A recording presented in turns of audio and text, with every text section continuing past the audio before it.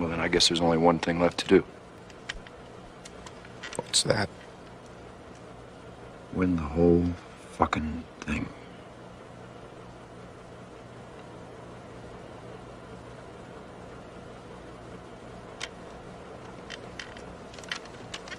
Yeah. Yes!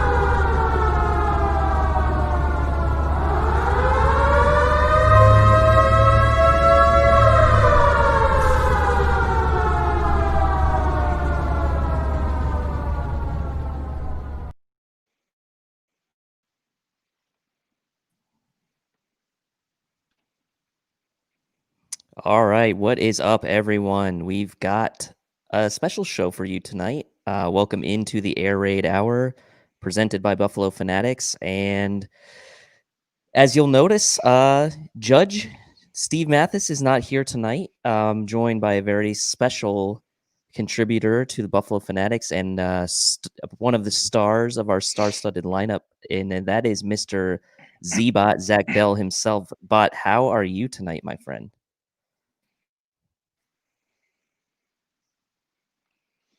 So I'm fantastic, man. I don't know how you could do much better right now. I'm just, I'm loving life, man. And if I needed one more reason to love it a little bit more, they gave it to me on Sunday. So I'm feeling great. And is it true that Judge is out getting that ass tat? Is that why he's missing the show tonight? He's getting his ass tat out?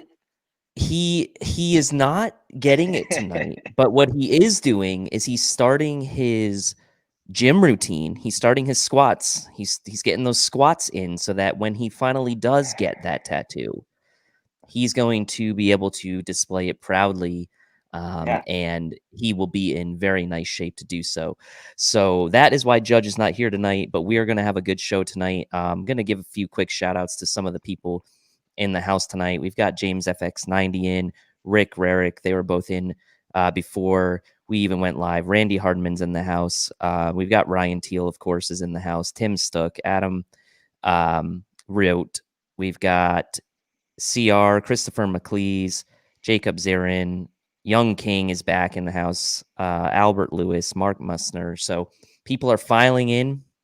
And man, like you said, it's a good day today. And so what we're going to do today is we're going to talk about the Dolphins game a bit. We're going to talk about a little roster news that happened today. And then we're going to really just kind of take a step back and look at big picture at the AFC playoff picture, right? The AFC playoff landscape. And we're really going to take a look at sort of the bracket, analyze the bracket, talk a little bit about the seeding, talk a little bit about how things fell yesterday and kind of where those seedings shook out. And we're not going to get too much into a preview of the Colts tonight because we've got that lineup for later in the week. So we're really going to just kind of set the stage for the week. And let's start with a little bit of roster news today, Bot. So it was announced today that the Bills did officially sign Kenny Stills to the practice squad. They also signed Gentry, former teammate of Josh Allen at Wyoming. They did release Gary Jennings and JJ Nelson, who a lot of people were kind of like, hey, those are nice, maybe some nice stash signings. We may see those guys back on futures contracts. We'll see. But the big one, obviously, is that the Stills news became official. So I don't know that I ever got your thoughts on Kenny Stills and sort of what he meant to this team. So why don't you share what you felt or how you feel about the signing of Kenny Stills?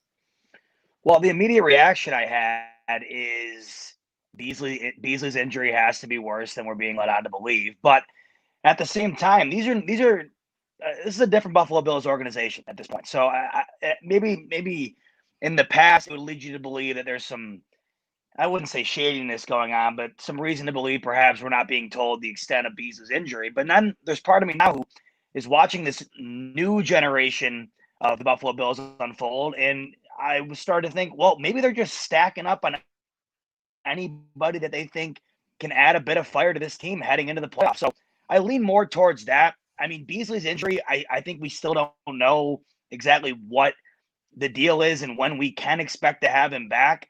I hope that we can have him back this coming week. It still seems to be up in the air. But in regards to the Kenny Stills signing, in itself, I think it's just a matter of why not. I mean, at this point, why not? There just seems to be so much firepower on this offense. Just when you think one more guy can't pull something off, Isaiah McKenzie does literally whatever he wants against the league's number one scoring defense with the majority of the backups in. There's just so many guys on this team that can produce. So I look at it, and if you want to bring Kenny Stills in, who he can beat you over the top, he can also play the slot if need be and fill in for Beasley should that be needed. I just don't see a reason why not to. And then you look at Gentry and look at the stats he had, Allen, in his senior year. It's absolutely absurd, the numbers he put up. I know he went to Chicago and didn't really do much there once he entered the league. And, he had a chance there. I don't think they really did much with him at all. I think he played a game or two. But I just look at the two signings, and I think, well, Kenny Stills, he's only 28.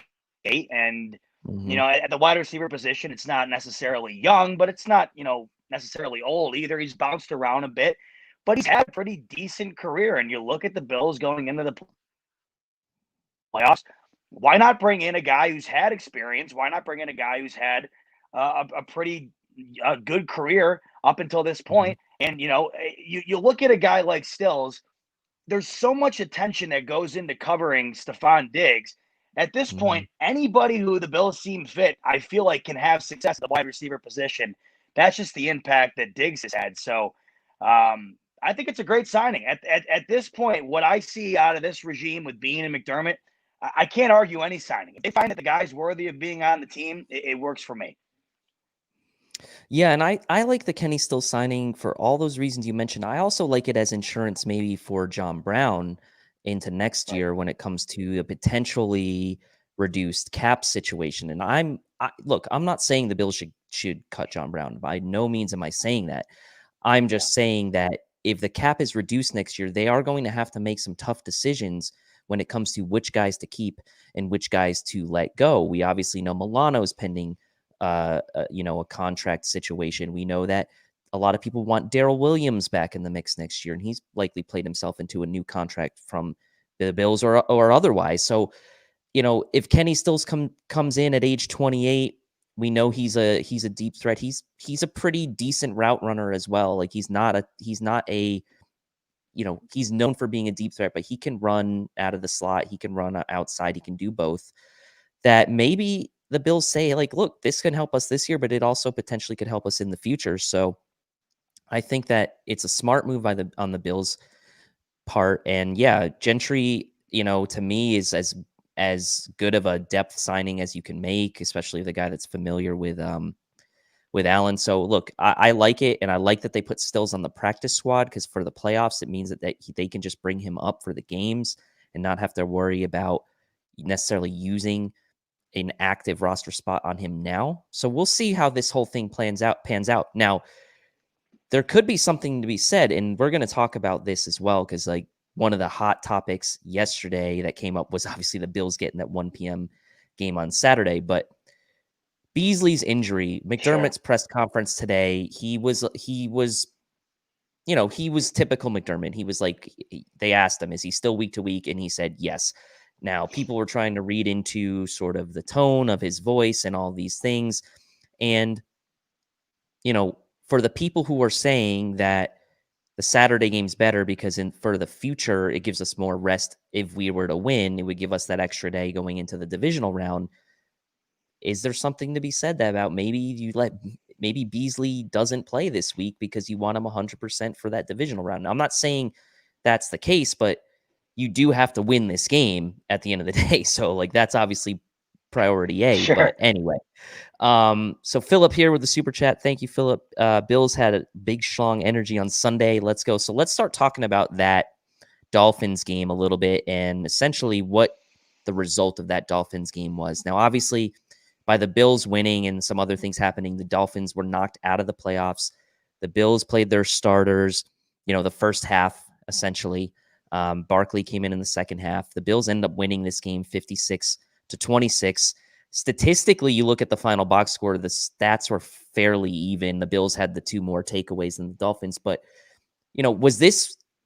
were you surprised at all with how well the Bills handle the Dolphins starting defense with their backups? And were you surprised at all that the number one scoring defense coming into this game, which was Miami, that the Bills were able to really have their way with them?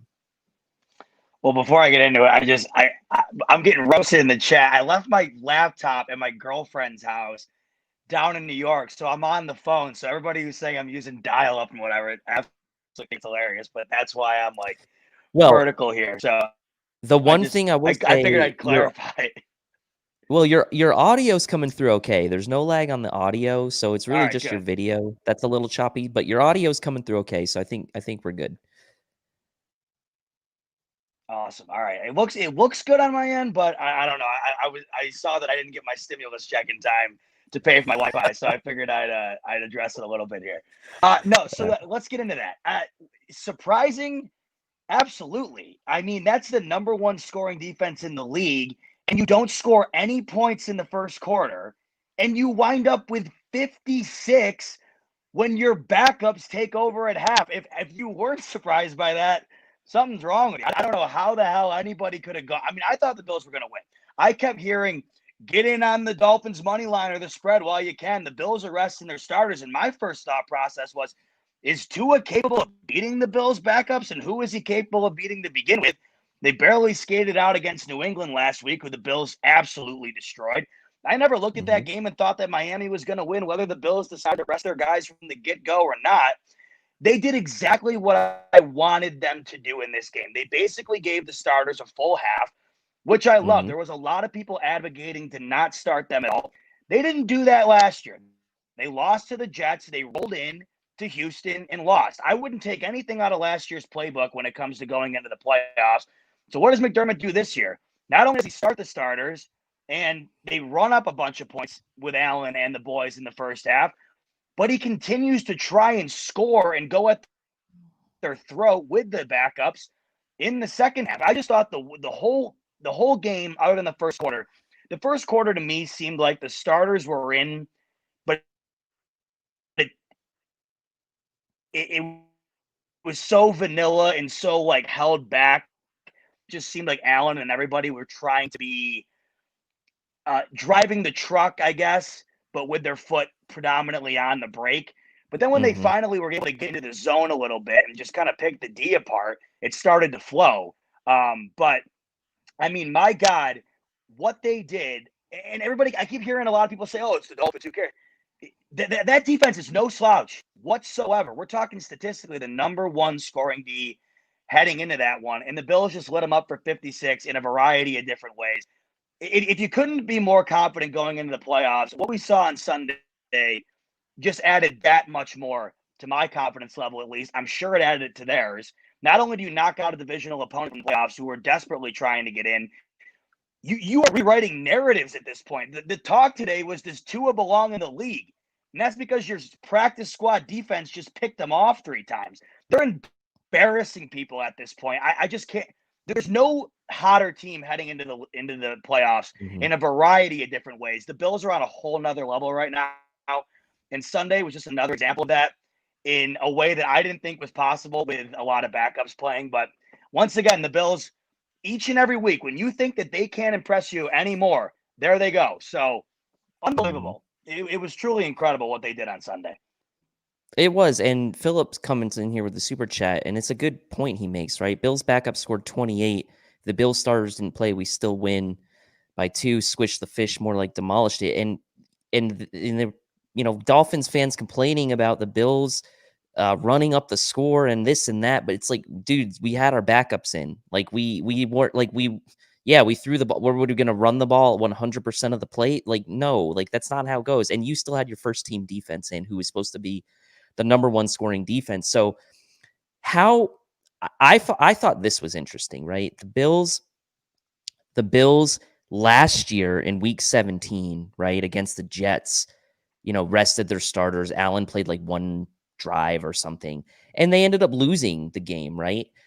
This year, it felt different because, yes, they played an entire half, but they just looked a lot better doing it. And the fact that they were able to win convincingly with the game plan they had, which was essentially, let's try to build up a big enough lead to where we can put the backups in. And now I don't know if McDermott's plan the whole time was Josh is playing a half, Barkley's coming in, or if it was based on the score.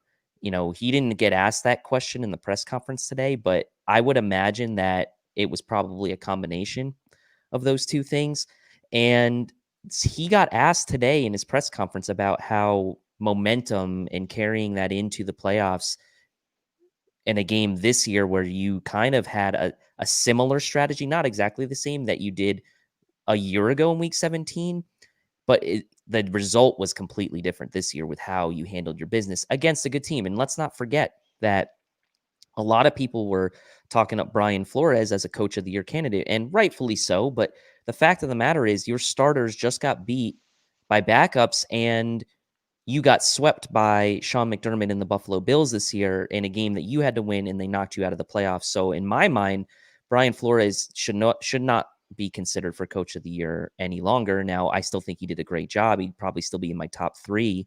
But for me, this also kind of sealed the deal for me as Sean McDermott winning coach of the year. Do you agree or disagree with that? Well, to your point on Brian Flores, and I'm so glad Sunday went the way it did.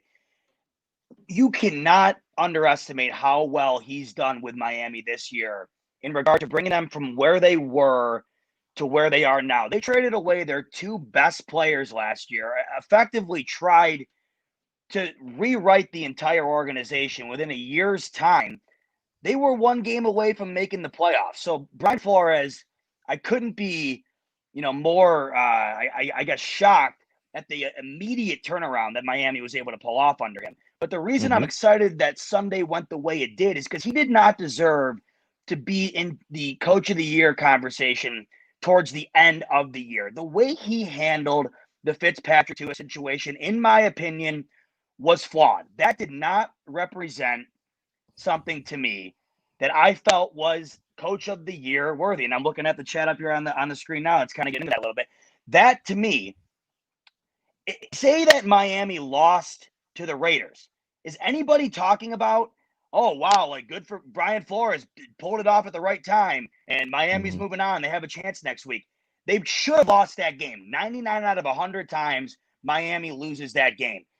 They brought Tua in the middle of the year when they were winning games. And at first, I thought it was a gigantic head scratcher. It made no sense to me. Miami hasn't made the playoffs in years. They haven't been relevant in years. And all of a sudden, they have a great defense, and they're starting to score under Fitzpatrick, and they're starting to win.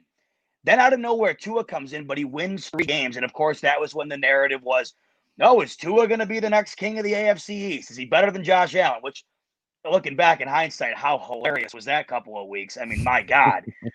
But the reason I never looked at Flores towards the end of the year as a viable coach of the year candidate, you can't have a relief pitcher at the quarterback position making a playoff run and swap guys in and out.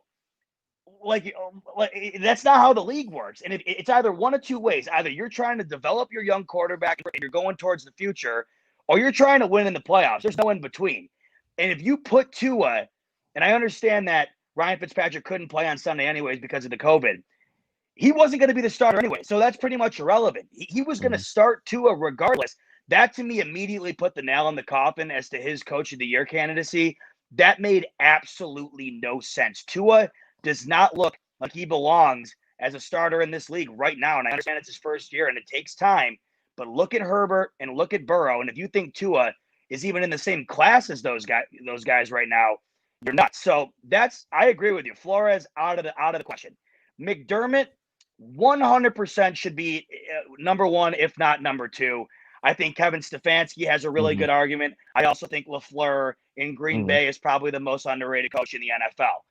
Right there, though, I think that's probably your top 3. If you want to throw Ron Rivera in there through all that they went through, including himself this year, I'd be fine with that as well. But, I mean, McDermott, does it get better? Look at this year. I can't even, put into words. Every single thing was basically franchise record setting. The year they had is so unprecedented. What Josh Allen was able to do compared to what he's done in the past was so unprecedented. This year is absolutely insane. And Sean McDermott has a massive, massive role in that. And, of course, so does Brandon Beane. Those 2 right there, I don't think it gets better at the general manager and head coaching position as far as those duos are concerned. So I think Sean McDermott will probably get some votes. If he wins, that would be amazing. I just don't see him winning because I think at this point it might be Stefanski's or still Brian Flores. For some reason, people still want to give it to him, and I get it for the reasons that I mentioned earlier about the turnaround. But towards the end of the year, he lost it for me. But you're nuts if you don't have McDermott in your top 4 or 5 for sure.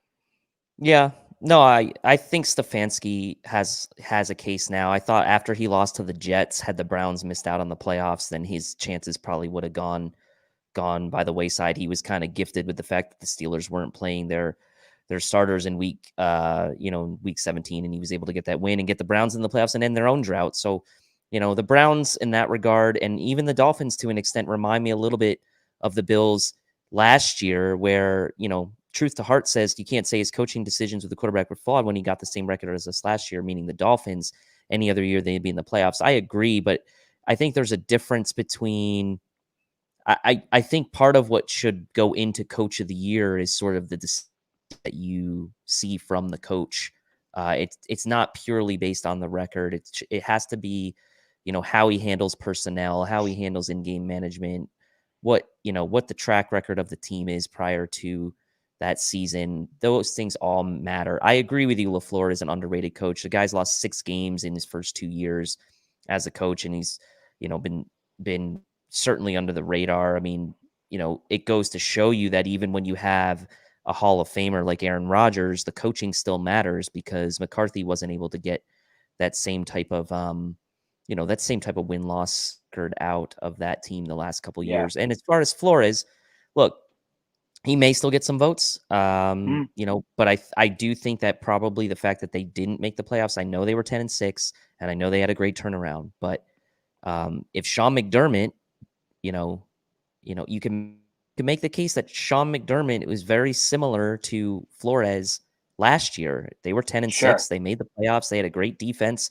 They had a quarterback that they thought was going to be the guy. Now, I know Josh was in his second year and Tua was a rookie, but it's not all that different what Brian Flores did this year than what Sean McDermott did last year, given that the Bills were 6-10 in 2018 and made that turnaround to 10-6 in 2019. Okay, so as far as the Dolphins, we knocked them out. They get knocked out because the Colts end up winning against the Jags in a tough game. The Texans and Titans came down to the wire. They were in a tough game. So now let's get into the meat of what we want to talk about today, and that's the AFC playoff picture and the seeding. So let's start with this, right? Let's lay out the bracket as it stands right now. We know the Chiefs are on a bye. The Bills will play the Colts in that Saturday slot, the first game of the weekend. So the 7-seeded Colts are at the Bills, 105 at CBS. It's going to be Ian Eagle, Evan Washburn, and I forgot who the Charles Davis will be the announcers. The Bills and Colts are actually the only AFC game on Saturday. So the rest of the other 2 AFC games are on Sunday. And we've got the Ravens and Titans, which is a game a lot of people are looking forward to in the 1:00 slot on Sunday.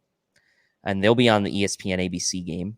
And then we've got to round out the entire what they call what were they calling it? Super Wild Card Weekend? I can't remember what they were calling it. Yeah, that's what they're calling it, I think. Super Wild Card Weekend. You got the Browns at the Steelers at 8:15 on NBC Sunday night to round out the AFC weekend. So let's start by talking about sort of how things played out yesterday. For a long time there, it looked like it was pretty much locked in that the Titans were running away with the game against the Texans and the Colts were running away with the game against the Jags, and that it was a foregone conclusion that the Bills would be playing the Colts. But things got a little weird during the latter portions of some of these games. The Jags started coming back on the Colts. The Texans ultimately took the lead on the Titans. And for a little bit there, it looked like had the Jags come back and had the Texans won, we might have been playing. We could have ended up playing the Tennessee Titans in round 1 had the Colts beaten the Jags and had the Texans come back and beat the Titans. So what were you thinking during all these games? Did you have a rooting interest? And I want to hear from the people in the comments section too.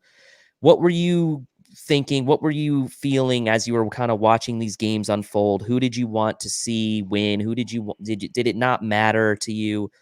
Because ultimately what it came down to was we were going to play one, we were going to basically play one of three teams. We were going to either play the Dolphins again, had the Colts lost. We were going to play the Colts, which ended up happening, or we were going to play the Titans. So, but what were you thinking during those games as the games got tighter later in the games?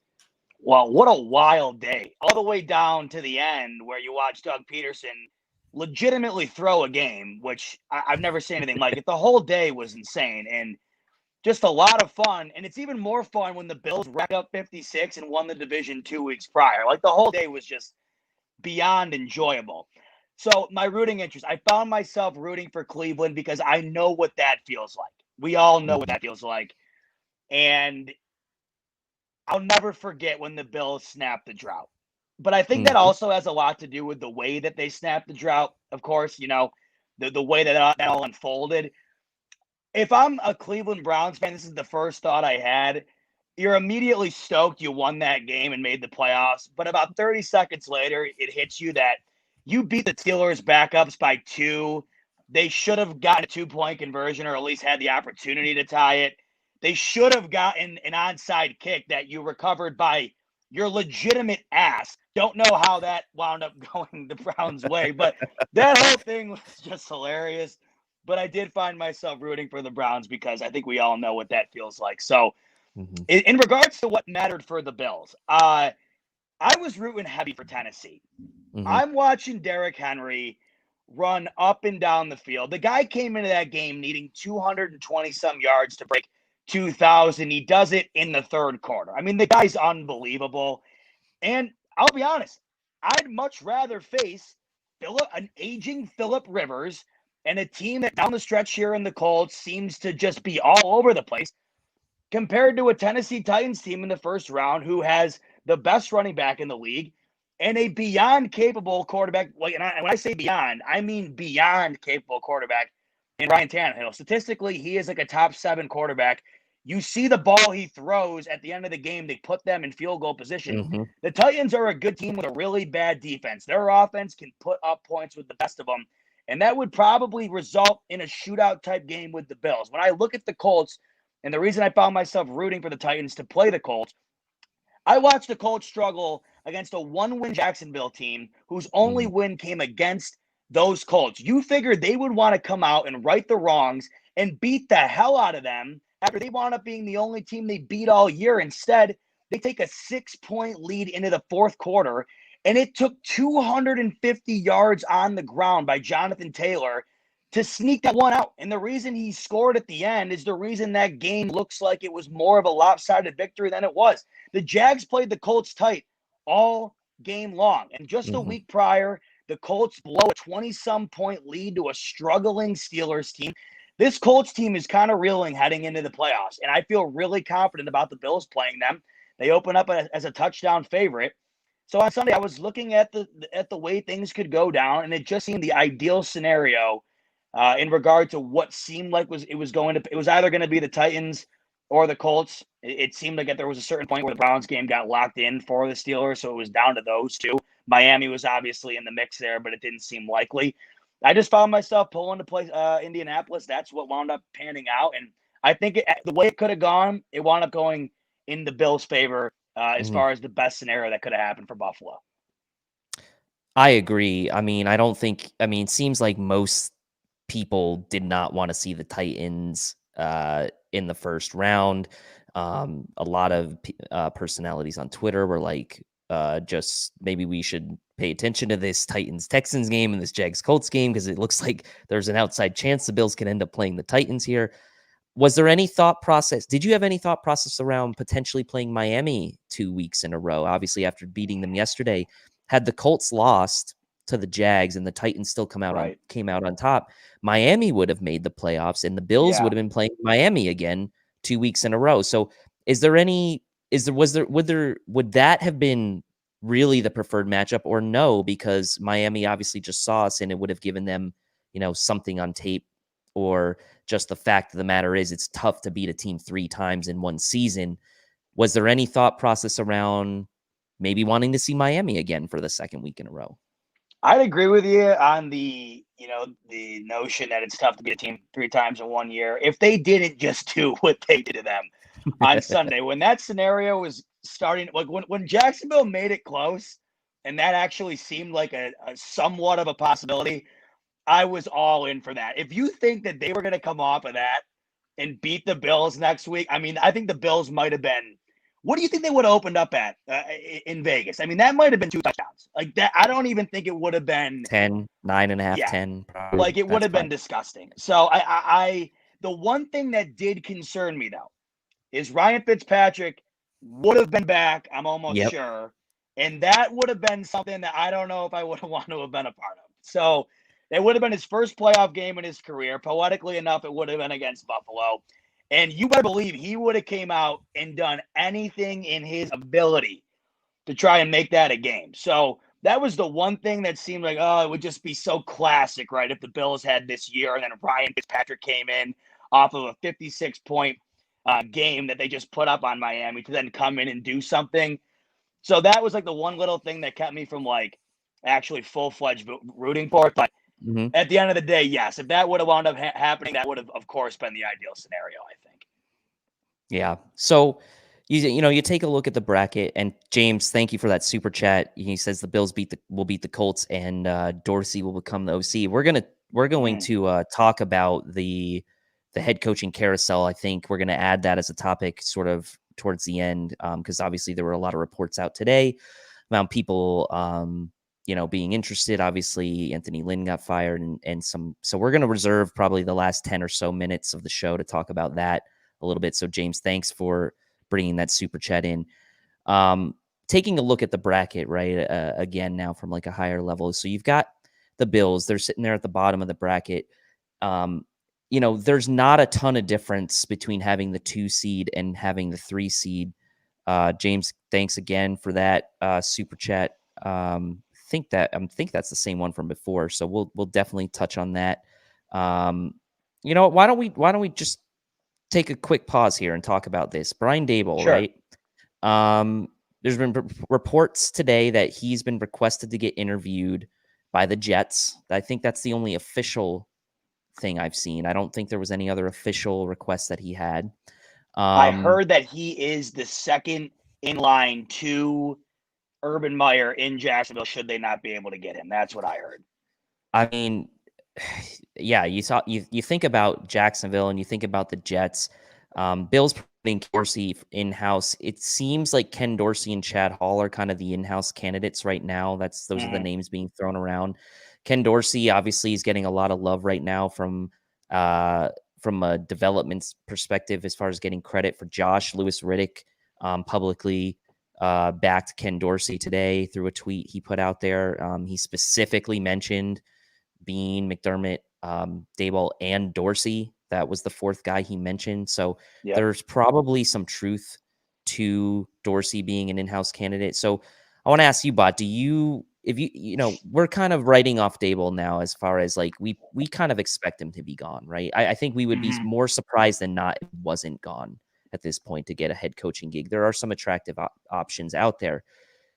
Do you like any in-house candidates that we have, or do you prefer we go outside the organization, maybe go to another team, or maybe even someone from the college ranks to bring a replacement?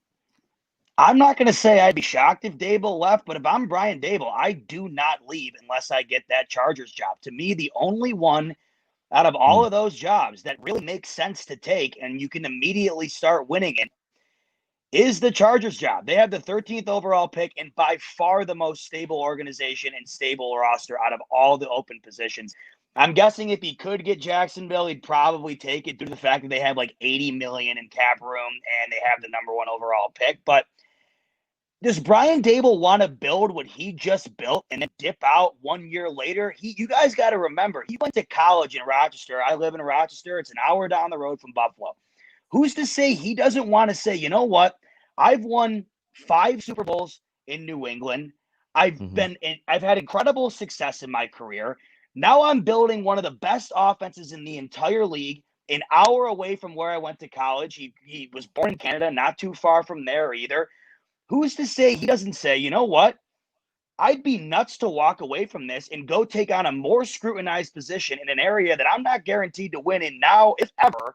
Plus, he strikes me as a guy who doesn't necessarily have a gigantic head coach personality. I understand that he's an incredible coach, but sometimes you look at a guy and you're like, you know what, that could be a head coach. Just looking at him, I wonder if that really fits who he is. You keep hearing his name tossed around, but I just don't think he's a guy who is going to take any head coach job thrown at him. There might be one or two scenarios that he thinks, you know what, this is a tough job to turn down. But I just have this weird feeling if it's not a perfect fit for Brian Daboll, I don't know if he takes it. I just think that this is as good as it gets. He is reaping what he sowed. Like, this is his project, and you're witnessing it become exactly what it is he wanted it to be. And I think it'd be kind of. I look at it from his perspective about if I'm him, and there's just so many reasons to stay, but it all comes down to what he wants and what he thinks is best for him. I just think there's a lot of areas that point to him, his best fit being in Buffalo. But to answer your question, how could it not be Ken Dorsey? I look at what you have in Buffalo and what they've done this year. Why would you not want the guy that's directly related to a guy in Josh Allen who just had the biggest leap out of any quarterback maybe ever, like literally ever, and Dorsey is attached to that. I don't know if you'd want to go outside the organization and get a guy that Allen doesn't already have a rapport with. Josh Allen is linked to what is already in the building, and you've seen what happens when you're pairing guys with people who don't necessarily have a rapport. Look at Baker Mayfield. Things did not work out for Baker and the Browns overall until they finally got a semblance of, hey, this is what we're going to do. We're going to work on your style of play and make sure that you are attended to and we do what works for you. It took a while for the Browns to figure out how to get a guy in place like Stefanski to make Baker Mayfield work. You're already making Josh Allen work, and you're making him work way sooner and way better than anybody could have ever predicted. Ken Dorsey, to me, is the logical choice just because he's already tied to that success, and Josh.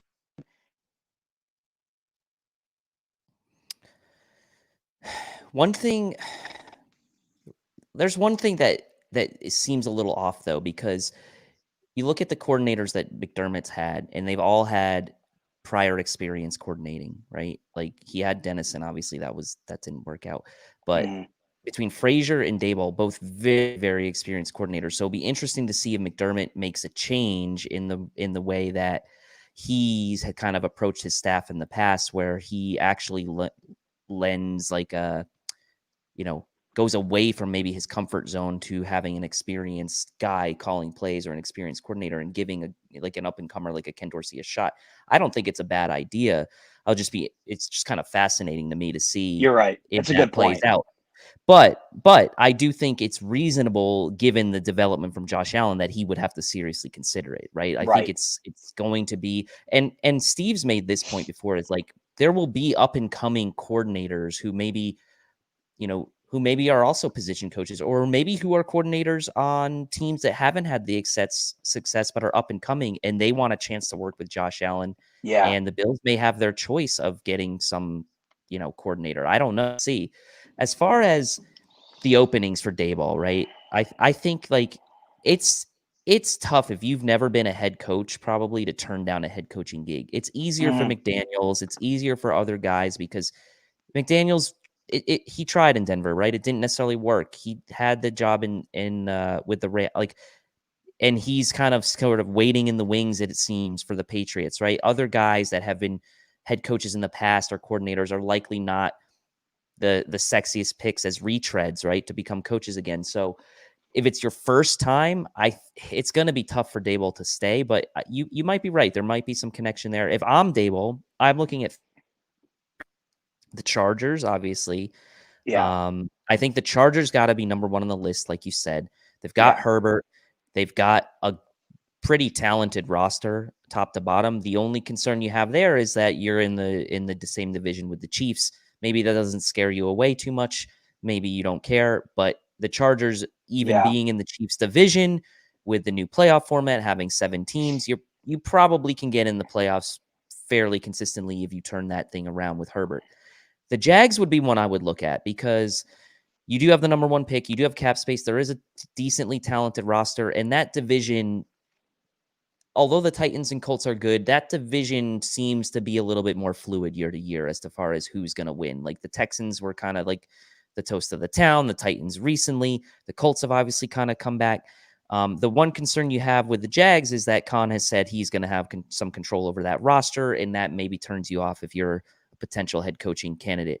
And then the other one that I would look at is in that same division. The Texans job, I think, is appealing because of Deshaun Watson. Now, Bill O'Brien's kind of destroyed that roster, but you do have Deshaun Watson, and you do have Brandon Cooks, and you do have David Johnson, and you have, you're going to have to fix that defense. But again, you've got the potential quarterback that you can deal with for the next decade.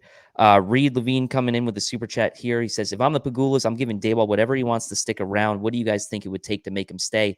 I mean, if money is a motivating factor for him, then maybe they could, make him the highest paid coordinator in the NFL. But there is also the thought that there's only 32 head coaching jobs in the NFL, and likely he's going to get paid quite handsomely to get one of those jobs based on what he's done this year. So I don't know that like the Pagulas are going to be willing to pay Brian Daboll head coach, like middle to above average to like that level of head coaching type salary to stay as a coordinator. I just don't think it's going to happen.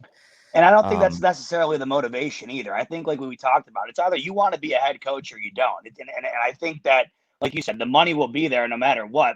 So if he wants the money, throwing more money at him to stay in Buffalo isn't necessarily going to be the reason he stays. It's going to come down to, hey, right, I want to stay here with what I built, or I actually want to be a head coach. But the one thing out of all of this that would absolutely shock the living hell out of me is if he took the Jets job. There's just absolutely no way that I see that happening. I'm hearing the reports that it's a possibility, and I'll tell you right now, there's no way in hell that's a possibility. There's no way. I mean, that would not be a good move for him, unless for some reason he for is anybody, like in really. Love, yeah, unless for some reason he's in love with Sam Darnold. I just don't see that. Like, you just created this monster in the division with Josh Allen and this Bills offense. You're now going to go to the Jets, who are the number 2 pick, and have a terrible roster to try to then compete against what you just built. It doesn't make sense to me. But again, I you just never know with these things. Now, you would think that based on what people have seen him do with Allen, that he could go into a situation where maybe a quarterback hasn't been developed yet and they could do something with him. But if you're Brian Daboll, why wouldn't you go to a place like Houston, Chargers, or Jacksonville, where you're potentially going to get Trevor Lawrence, and you have like what appears to be 3 really good options to be the quarterback of your team? So I just don't see him going to a place, where like maybe like a team signs a Dwayne Haskins and they want to try to develop him because they want to give him another chance. I just don't see that Daboll doing that again. But again, you just never know. And the other thing is, like, why do and look, Daboll is a huge part of it. But if you're going to hire Brian Daboll for the sole reason of making your quarterback, whoever it is on your team, Josh Allen, good luck, because Josh Allen had the tangibles. They just had to be worked with. The only quarterback I look at on there that has that potential that would be worth working with, in my opinion, is Herbert. I think Herbert could wind up being an absolutely unbelievable player throughout the duration of his career. Deshaun Watson already is who Deshaun Watson is. He's not a rookie. He's not nobody. You're not going to come in and redo Deshaun Watson. And the draft pick with Jacksonville would be appealing because you have that opportunity to do that with Lawrence, I guess. But Darnold is not the athlete Josh Allen is, nor does he have the quarterback tangibles that Josh Allen has. I just look at Brian Daboll and what is in front of him. Most of these positions to me just seem like upward battles that aren't suited towards what he's good at. And if you're going to hire him to make a quarterback into Josh Allen, I just think that's kind of a fool's mission. I really do. Yeah, I know. I mean, I get what you're saying about Deshaun Watson not being a rookie, but like that he's pretty elite.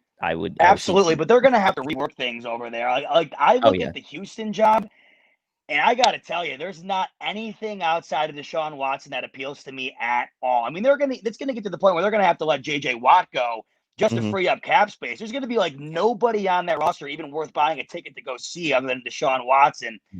If Dable's got his pick of the litter, it has to be. And I'm rooting for the guy, really. I mean, what he's been able to do for us this year, I want the best for that guy. And I just think that outside of the Chargers job, and I mean this for literally anybody taking the job right now at the coaching position, like think about Atlanta. What's appealing about the Atlanta job? Absolutely nothing. And the Jets job, you want to go out to the New York media and get ripped to shreds because they're not going to be winning for a long time. The Chargers could have been a playoff team this year if Anthony Lynn knew how to manage a clock. I think that would be the best scenario for just about anybody. I mean, both those teams, Atlanta and Chargers, lost. Like they think they were tied for the league lead in most one possession losses. The Chargers are clearly the sort of pot of gold, if you will. I think this year, as far as like a head coach getting out, because it's very.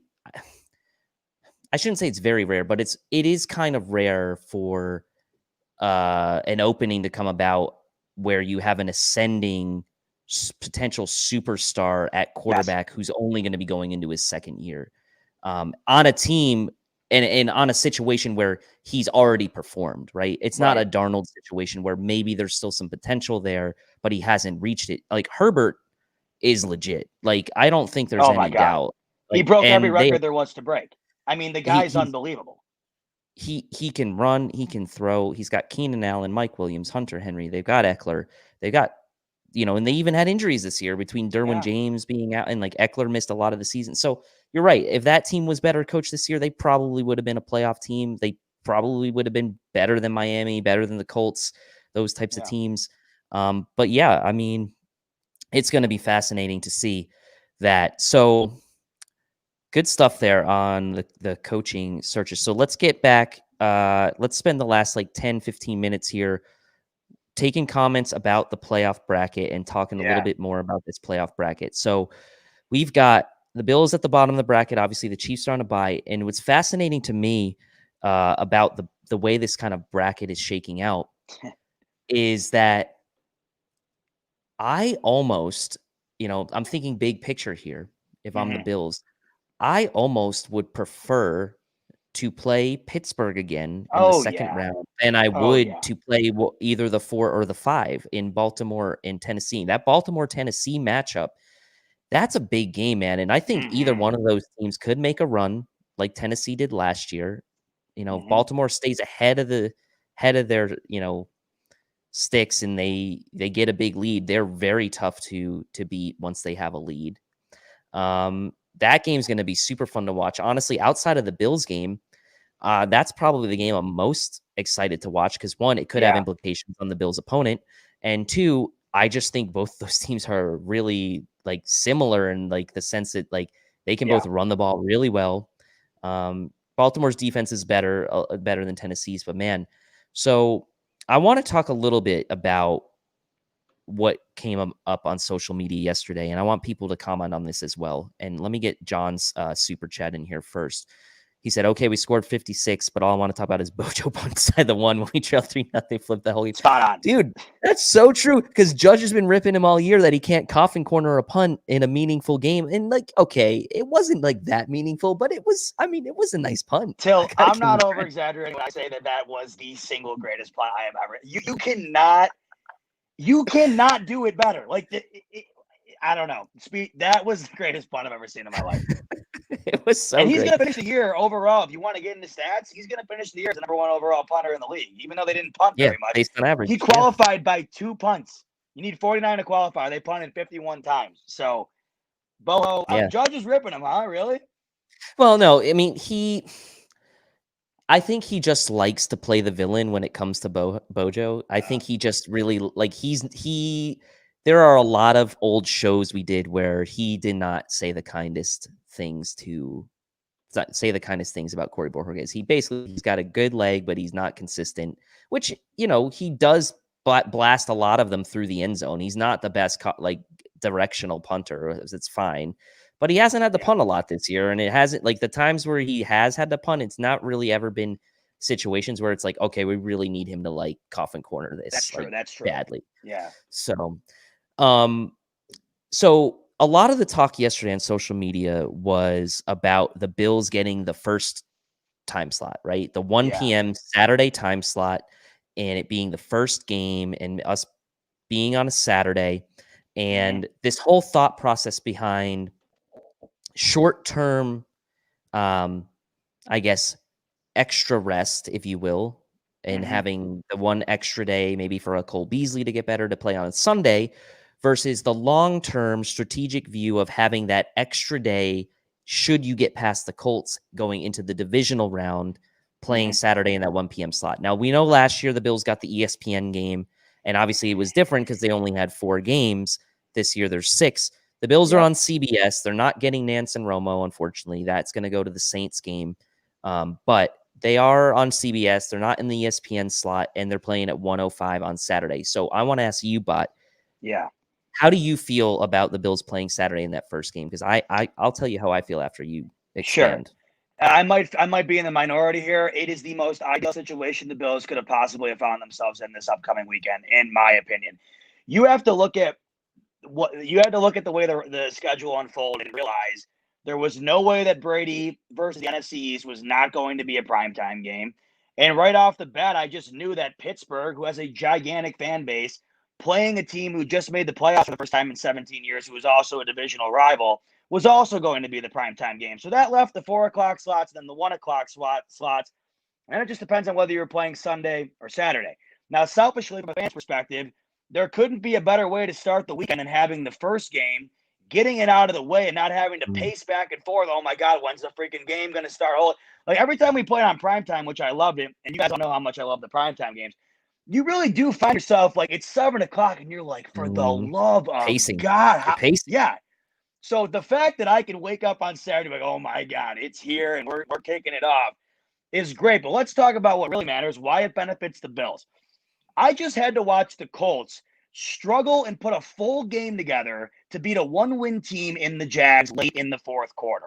They're carrying that into Saturday on the same time span that the Bills are carrying a 56-point performance, half of which was done by their backups into that game on Saturday. The Colts just had to play a lot harder. They were a lot more mentally stressed, knowing that there was a big chance, the way that weekend was going, that they might not even make the playoffs. What a wild roller coaster day for the Colts. It went from maybe we don't make it to maybe we make it to maybe we win the division. There was a lot going on there.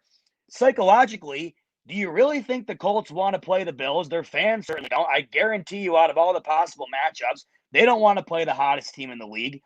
Phillip Rivers is a quarterback that I wouldn't trust him as far as I can throw him. He's not had success throughout his career in big moments. He's aging, and his age showed dramatically on Sunday. I just think the sooner you play them and the sooner you get out on the field against them, the better. That situation to me feels ideal because of what I think it's more it's more of a disadvantage to the Colts than anything. I don't think it's advantageous to either one. And I understand why people think, oh, you get an extra day, maybe you get Beasley back, this and that. But why not strike while the iron's hot? And why not strike while I look at a Colts team who over the last several weeks have just not been impressive? Let's just get out there and get it done. They're on the same time span as far as rest is concerned and getting after the game and being able to prepare for it. I don't know. Just something about that Saturday 1 o'clock spot really appealed to me, especially based on the matchup that the Bills have against the Colts.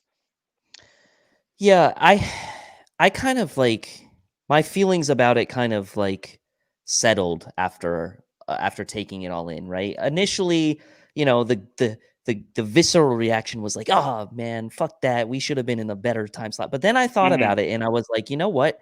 This actually is probably the best thing for the Bills." Number one, like you said, the Colts struggled to beat a 1-win Jacksonville team. And John with a super chat here says, Bills' scary teams are Kansas City, Baltimore, Tennessee, but we only need to beat one of them to make the Super Bowl based on how the bracket landed. Allen 46 TDs, one receiving versus Bojo's 41 punts. Yeah, that was the stat that kept getting thrown up yesterday, was that we had more Allen had more touchdowns than we had punts all year, which is pretty incredible. So John, thanks for reminding us of that. I agree. Should Pittsburgh win, then we would not play either of any of those 3 teams until the conference championship game. So that could work in our favor. So I I don't know. I guess I do kind of want. I think out of Pittsburgh, Kansas City, Baltimore, and Tennessee, I probably would want to play Pittsburgh again. That's just me. 100%. I mean, I feel like you can't be in the minority there. I mean, that I look at that slate, and I am going to be absolutely going nuts for the Steelers this weekend. I like compared to the Titans and the Ravens. I don't know why all of a sudden everybody's buying back into Pittsburgh. They had one good half against a pretty struggling Colts team down the stretch here. I think the Bills beat them more in the playoffs than they did a couple of weeks ago, but maybe that's just me. I don't know. Maybe. And so about the 1 p.m. slot on Saturday, I think what you said is what really hit it for me. The pacing, the waiting around for the primetime games. Yeah. Like the Saturday game was great against Denver because like we were like, that was it. That was like the first game. But then you waited after that Saturday game all the way till the following Monday night for the Pats game. And you're like, man, this is feeling like forever. I am with you as a fan and as shaping up to be super wild card weekend with 3 games both days, not 2. I want to get that game over with. I want to win it. I want to get it over with. And I want to enjoy watching the rest of the games all weekend, 5 more games after that, not pacing around my living room, not stressing about it. Please win that game. And then the rest of the weekend, we'll just sit back and relax, watch the rest of the games. And in theory, if you want more rest, you would want it for a more difficult opponent, which you would have in the second round. So is one day going to make a difference between whether Beasley gets on the field? I don't know that it matters, honestly. I don't know that it matters. Like the Bills should be able to win this game with or without Cole Beasley. They are hot, like you said. They went out on their own terms in week 17 where they rested their starters in the second half, whereas the Colts fought to the bitter end to beat Jacksonville.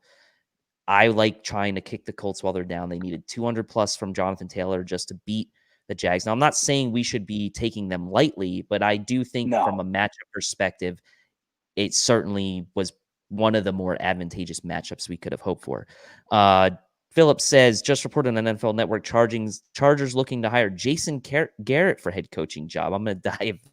That would be a dumb move on their part, I believe. Please, go ahead. Go nuts. One less spot for Dable to go to. Yeah, in the most appealing spot likely gone for him. So yeah. Yeah, that would be very odd. Jeff says, yeah, I want to play the Browns or the Steelers. Neither team worries me. Well, we wouldn't play the Browns unless somehow we face the Browns in the AFC Championship, because if the Browns were to win, they're automatically playing the Chiefs because they would be the lowest seed remaining unless the Bills lose, right? So in that case, it doesn't matter because we don't care anymore. But the only way that we would play the Browns if we win would be in the AFC Championship game, because the Browns would go and play the Chiefs in the divisional round. Sign me up for that. Yeah, sign me up for that. John comes back in with a super chat. Yeah, exactly. Sign me up for that. Some people were like, Rico was scared a little bit of playing the Browns with Chubb and Kareem Hunt. To be honest with you, the Browns to me are like a lesser version of the Colts in my mind. I do think Chubb and Kareem Hunt are maybe a slightly better tandem than Jonathan Taylor and Nyheim Hines. Yep. And Baker is obviously younger, and it's like a different style than Phillip Rivers. But like defensively, like the Colts are, I think, a better defensive team than the Browns. The Browns do have Myles Garrett, but the Colts have some good defensive players. To me, it's a toss up between the two of them. John says Indy, Steelers, and Buff, Kansas City, Tampa Bay 4-0. So he's saying this is the road to the Super Bowl, is what John's saying. We beat Indy, we beat the Steelers in Buffalo, we beat Kansas City, then we beat Tampa Bay in the Super Bowl. Maybe Green Bay, if not Tampa Bay. We can't go 4-0. Josh is Godzilla. Bring them all on and bend the knee. There is something to be said that I think that the AFC is so much better this year than the NFC, which we haven't always seen that, right, in the last 15, 20 years. The Pats have always been a class of the AFC, but NFC top to bottom playoff team wise has typically been stronger. So if you run that gauntlet, man, if you run those 3 teams, that Indy, Steelers, Buff, Indy, Steelers, Kansas City, you are going to be well prepared for whoever that opponent may end up being out of the NFC in the Super Bowl. So the Chiefs, to me, are the key here. Like, that's the big hurdle that the Bills are going to have to climb if they don't want to become, as I've made this comparison before, the 1990s Knicks with Patrick Ewing to Patrick Mahomes' Michael Jordan Bulls. We do not want to become that. Till, I don't even think the Bills get to the Chiefs. I think the Ravens beat the Chiefs in the divisional round. I don't know why I feel this way. Okay. I figured So, I'd throw so you that like out the there. Raven? You like the Ravens beating the Titans then off the bat? Oh, I don't. I think the Ravens are going to hand the Titans pretty easily. I don't think that defense is going to be. They just ran for over 400 yards in the modern era. I've never. That was unbelievable. The Titans D allows an unbelievable amount of points week in and week out. And I understand they are able to score an equal amount as well, but the Ravens D is, like you mentioned a little bit earlier, is better than the Titans, and it's not really a debate. That run game is incredible. But the reason I think that the Ravens have a chance against the Chiefs is because this year they are under so much less stress than they were last year. 14-2 with MVP on your team. You walk into the playoffs, everyone's gunning for you to win the whole thing. This year, no one has those expectations, but the way you beat the Chiefs is keeping Mahomes off the field. If there's one team that can do it, it's a team that just ran for 400 yards last week. It's a team that has had a running back run for 2,000 or 1,000 yards in consecutive seasons for the first time ever. It's a hot take. I know it's not out there a ton, but the reason I figured I'd throw it out there is because everybody's gunning for this Bills-Kansas City AFC championship. And there's a huge part of me that thinks that KC has been struggling, winning by 6 or less almost every single week. You rest your starters, you take a bye. You catch a Ravens team on the heater that they're on. I don't know if I'm taking the Chiefs off of a bunch of rest against a Ravens team who's just red hot right now. The Ravens team are probably the hottest team in the league outside of the Bills and the Packers. And you can make the argument that they're hotter than the Packers because the Packers, they turned it on late against the Bears yesterday, but the Ravens have been demolishing teams lately. And timing's great here from Harm Mavi says, Ravens fan here, but respect to you Bills fans. I wish we played those so it'd be a game that would go down in history. Ravens don't make it, Bills all the way, but you're right. And the Ravens don't have any pressure on them really. And honestly, they probably don't have any real pressure on them against Titans either because they're a wild card team. So the thing that I want to ask you is there too much pressure on the Bills right now? Because there's obviously a ton of pressure on Kansas City. Okay. But is there too much pressure on the Bills now to deliver where, we're not used to this. We're used to being like the underdog. We're used to being the team that has the chip on the shoulder. There are high expectations now for the Bills in these playoffs coming from national media members alike. So is there too much pressure on the I shouldn't say is there too much pressure on the Bills, but is there enough pressure on the Bills to where if they don't make it to the AFC championship game, it will be considered a failed season? Such a great question. The reason that there is not too much pressure on the Bills is based on what we just watched the last month. That was the most pressure the Bills organization has faced in, tell me how long, 4 straight weeks of primetime games on the national stage, standalone games. They win all 4 by double digits, and two of them, multiple of them in ways that the games, frankly, weren't even close. But the reason that I don't think that the pressure is too big is because the pressure falls on Josh Allen. The pressure got to Josh Allen against Houston, and that's frankly the reason why that game didn't go in the Bills' favor in the wild card last year. Allen wasn't ready for that setting. He is ready for that setting and then some this year. With all the MVP talk surrounding Allen and all the success the Bills have had this year going into those primetime games, that to me, and we talked about this a month ago before it all went down, I said, this is going to be a tremendous test for the Bills in regards to what we can expect out of them out of the playoffs. We saw Josh Allen's best football and the Bills' best football overall. The pressure falls on Josh Allen's shoulders, and as the MVP race heated up in his favor, he just started playing better and better and better each and every week. So the expectations are high, but I look at the Bills the same way I looked at the Chiefs back when the Patriots were towards the end of their dynasty. The Chiefs were still the team that, you can tell that they're the new and upcoming team, and they got that quarterback that everybody is going to be fearing, and they got an offense that is no doubt the best in the league. But the Patriots were still the top-tier team to beat. The Chiefs should have beat them. If they didn't go off sides at the end of the game, the Chiefs pick the ball off, and they go to the Super Bowl. I think the Bills are in that same scenario this year, and I think that they're looked at kind of like that. And the reason I think that the pressure is even less on the Bills is because of what you just said a couple minutes ago. It's entirely on the Chiefs. Like me just saying the Ravens making the AFC Championship, I watched your face and you immediately were like, whoa. And that's because there isn't anybody out there even developing the possibility where the Chiefs don't make the AFC Championship. So Right. the pressure is on them for sure. And I just think at this point, even if there is pressure on the Bills, does it matter? Because, I mean, they're not only beating teams, but they are making teams look like CFL teams at this point. It's embarrassing. So the pressure or not, I'll be honest, man. It just seemed like the Bills to lose at this point. It really does. I mean, I just don't know who's stopping them. I mean, I'm getting fired up. I'm sorry. I'm getting a little crazy. No, But I mean, my God. Great. My God. You just won by 29, 29, and 30. I would love to know the last time and I don't care opponents or not. This is the NFL. I just watched. Well, look what Brady did to Atlanta over the weekend. Okay, Atlanta should have beaten the Chiefs last week. They dropped an interception. That game was necessarily or essentially over at the end. Of course, once again, Mahomes, one of his 16 dropped interceptions. Everything goes their way. I'm just sick and tired of everybody saying that it's the Chiefs. It's the Chiefs immediately in the AFC Championship. And the reason I get so fired up about this is because I'm continuously getting things from people, whether they be my friends or online or this or that. Like the Bills still have something to prove. What did you not just watch the last month? I'm sorry. I don't get it. They still want them to win a playoff game, man. That's what they got to prove, right? I mean, that's a point that I completely understand. But you know what? Going into it, how you could, like, I had a buddy today tell me that he thinks the Colts are going to win. That's fine. Give me one good reason why. Please tell me why you think that. You know what I mean? It's just that's what it comes down to. Yeah, I mean the Chiefs. I mean they do only have to win one game to make it to the AFC Championship game.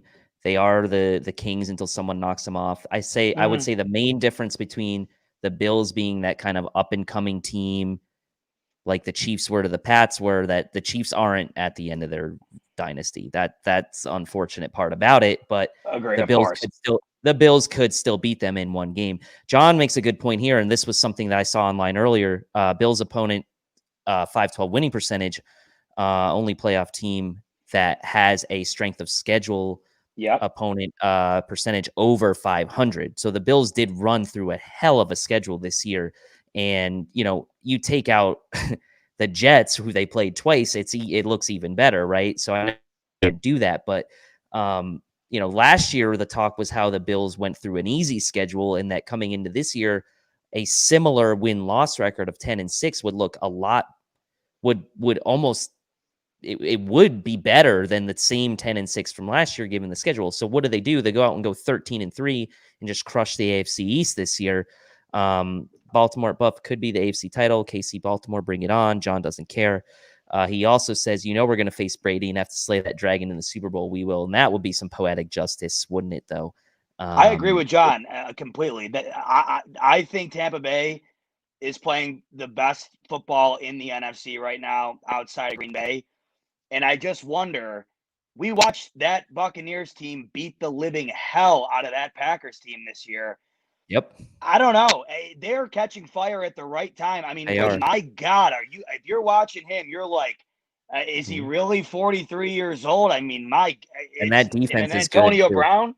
You know what I mean? Yeah, exactly. So they got Brown. It sounds like the Mike Evans injury was not serious, even though he did come out of the game yesterday. But man, Gronk, Antonio Brown, Mike Evans, Chris Godwin, Scotty Miller.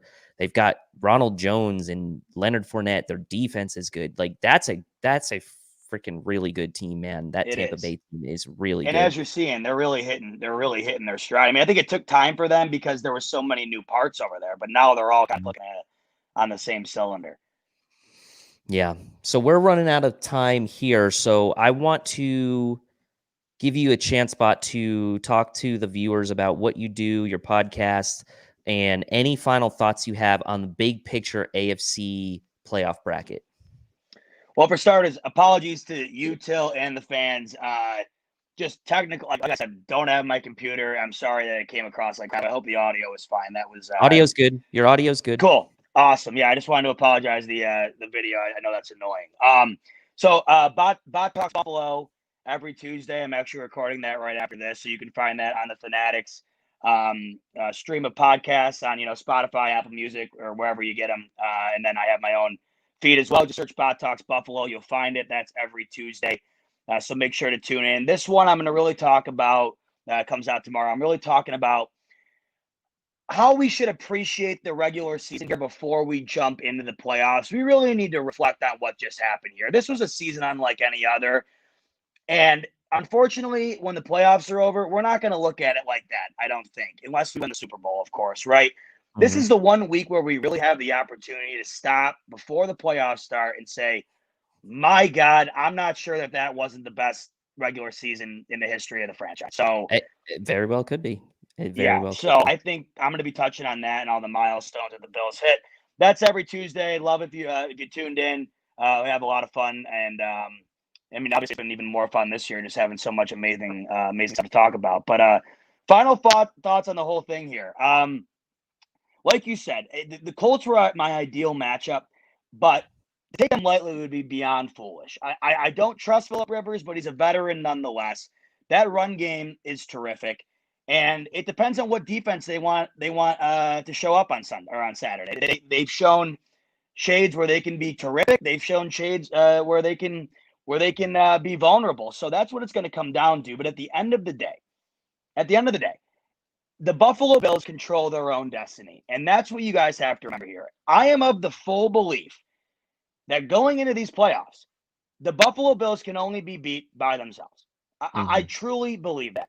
We have just watched a month and a half of utter dominance. And just when you thought that they couldn't top it, they literally topped it every single week. And I would be personally shocked if the Bills went into this weekend and didn't continue that style of play. Now, does that mean they're going to beat a playoff team in a playoff scenario by 30, what they just did against Miami? No, and that's not what I'm saying. But if the Bills found a way to lose on Saturday, I would think it would have to come down to the fact that they did it themselves. But the overall picture to me, for the first time in my life, I look at the way the things are drawn up here and the path that they have, and I have just never felt more confident in my entire life in their chances. It's amazing. Like, putting this into words, man, is incredible. So thanks for having me on to kind of touch on this playoff picture, because I haven't really had a chance to dive into it yet. That's why I'm kind of ranting here. But the reason I am, man, is because if you're not like over the moon excited about this coming up month, get your head checked. This is the most excited I've been in a long time, and rightfully so. I just think that it is prime for the taking, and this weekend I think it's a perfect matchup for the Bills, and I'm glad we get to kick the slate of playoff games off with the Bills and hopefully set the tone for the remainder of the playoffs. Yeah, I really do love that we're going to get this thing first. I do not want to have to be paid down all weekend. Steve and I talked about how every time the Bills this season have kind of checked the boxes they need to check, and they've done it in style, it's kind of helped us, remove some of the scarring we've had over the last 20 years and trust this team and trust the organization more and more. Because it's been hard to regain that trust over the years. And I think this team has shown that we can trust them. Does that mean they're going to win the Super Bowl? I don't know, right? But I think we have to trust that this team is the team that's going to be a contender year in and year out. We are ahead, I think, of where a lot of people thought we would be in year 3 of Josh Allen. This is what we had hoped would become of this team. Maybe not even next year, maybe even the year after, but it's come earlier than I think most people will admit, right? Like, I don't think a lot of people saw this coming this year. Maybe Pierre did. I don't know. But like I always hoped this would be what this team could turn into. I just didn't expect it to be so soon, and I couldn't be happier. Like you said, we need to enjoy this.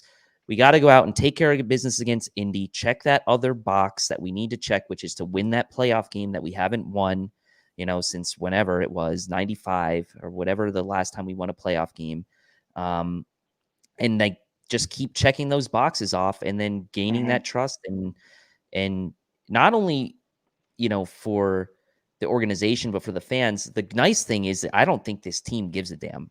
They're like, we're They not the don't. old team. We're not the 90s team. We're not the team from the drought. We don't give a damn about what happened in the past, which is kind of great why we have so many young guys. They're just like, we don't give a damn. We are our own team. We're going to do our own thing. And honestly, we're all kind of not hoping that they make us about the 90s teams, but help us so we don't have to always talk about the 90s teams as being our best memories of this organization. So anyway, thank you. I wanted to plug this ahead, in. Go ahead. Sorry, just based on the comments. I don't want to come off like this year is Super Bowl or bust. It's not. But I will say, if the Bills lose in the first round of the playoffs, you'd be hard pressed to think that doesn't taint what they just did all year long. It does. It does. I think the final box, if the Bills win a playoff game this year, I think everything comes full circle. I'm not saying in order for this season to be what it was in the regular season and become what we think it could be, they have to win the Super Bowl. No.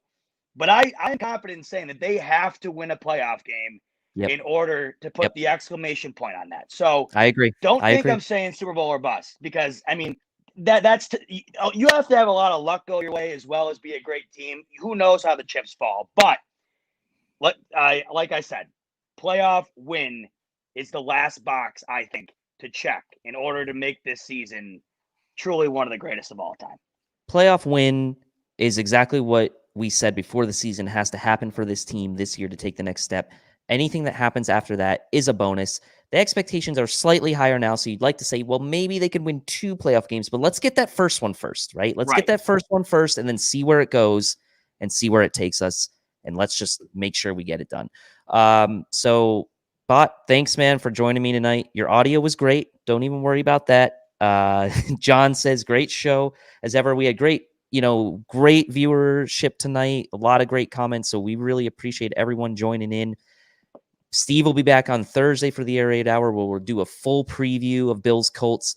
Like Bot said, he's recording this pod after this show. We'll release it tomorrow.